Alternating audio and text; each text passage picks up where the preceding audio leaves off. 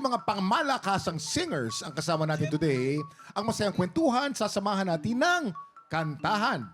Pakinggan natin ang kwento ni Tita Kay. Dear Tiktropa, bata pa lang ako, parang nakapag-desisyon na ang parents ko kung anong magiging career ko. Ang full name ko kasi ay KB Ong. At ngayon, isa na akong funeral director. Gets nyo na ba? KB Ong. Parang ang writer nito, alam mo kung sino? Si Ale ng Ale. Very Allen. KBong. KBong. Gets! Nagets. Ngayon ko lang nagets. Ano ba? Anyway, proud ako sa trabaho ko bilang funeral director ng Bida ang Patay Funeral Service. Ganda. Yes. I always make sure na satisfied ang mga clients ko, both the living and the dead. Maayos ang lighting, laging fresh ang flowers, at hindi nasisira ang TV monitor.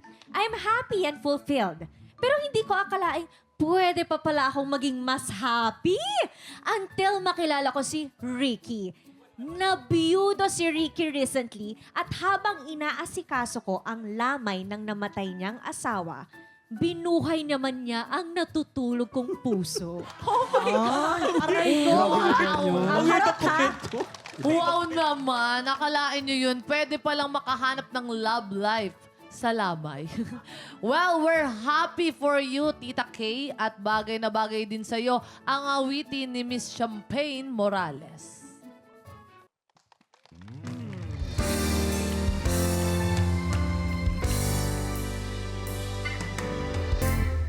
Ikaw nga.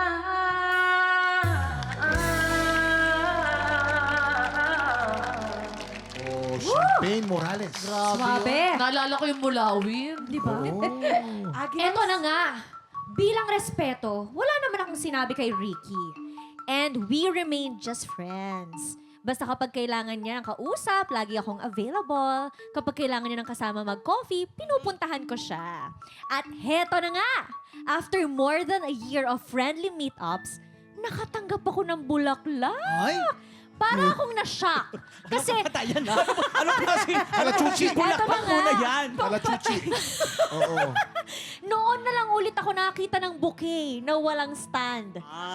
Di ba? Pero heto na naman ang problema. Yayamanin pala itong si kuya. At yung mga anak niya, super kontra sa pakikipag-date ng tatay nila.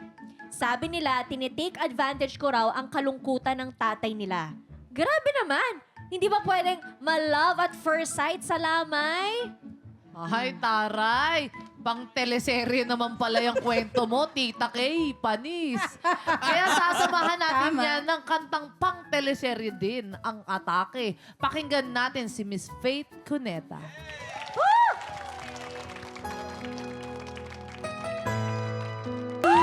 Yun. Nostalgia. Oo. Mga batang lumaki kay Faith Cuneta. Beautiful. So, ayun na nga mga tiktropa. Gusto kong bigyan ng chance kung ano mang meron kami ni Ricky. Pero ayoko rin namang guluhin ang buhay ng mga anak niya. So, paano ba to? Ilibing ko na ba yung feelings ko para sa kanya? Ano sa tingin nyo? Nagmamahal, Tita K. Ay, laki ng problema ni... So napaka-kakaiba itong ating sitwasyon ngayon, di ba? Kakaiba. Tanungin natin ang ating mga guest. Ang pinakaunang magbibigay ng advice, Camille. I think it's okay. Basta nagmamahalan talaga kayong totoo at walang inaapakan in the way. Tama. Thank you, Camille. Ha? At tatandaan natin, isang taon na lumipas di ba? Correct. Champagne. Yeah, I think one step at a time. Saka, isa lang ang masasabi ko, I think mahalaga na ipagdasal din natin to na maintindihan kayo ng mga anak ng iyong loved one, diba? And soon after, magkakaroon ng healing and magiging buo kayong lahat. Ana, anong advice naman ang mabibigay mo? Pakita mo lang yung sincerity mo as na nagmamahal sa tatay nila. For sure. Yun, Thank you very makikita nila much. Maraming salamat, Ana. Faith. Ayan. Ako naman, Ate Kay, pag mararamdaman ko naman kung talagang after 1 year, ayaw na ayaw pa rin sa akin ng mga kids, I'll step back. Kasi ayoko ding masira yung relationship nung mag-ama. So, pagka kami talaga ng daddy nila, makikita rin kami after some time. Yeah. Tatimingin lang, no? Sasa. For me, follow your heart. continue lang po yung magandang ginagawa nyo. Alagaan nyo po mabuti. Makikita to ng mga anak niya. And eventually, magugustuhan din po nila kayo. Yun. Yes, thank you, Ma'am Sasa. At maraming salamat sa mga bisita nating Metropop Divas. Champagne, Anna, Camille, Sasa, and Faith. Nako, excited na kami sa inyong reunion concert! Bongga yan! Yes! Faith, ano to Ang concert? title ng concert namin is Stars Reignited. That's gonna be on September 5 sa Teatrino. And That's kami po right. yung mga winners ng Metro Pop Star Search ng GMA.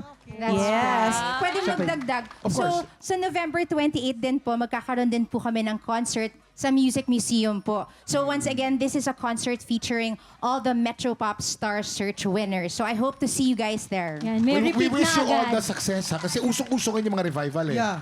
Yung, kayo ang magiging parang sex mob ng kantahan. Sasayaw sila ng ganito. Pwede. Mga tiktropa, Stars Reignited, September 5 po yan. Get your tickets now. Up next, exciting ang labanan sa kantahan today dahil dalawang bagong kalahok ang susubok umagaw sa pwesto ng ating kampiyon. Tanghalan ng kampiyon sa pagbabalik ng TikTok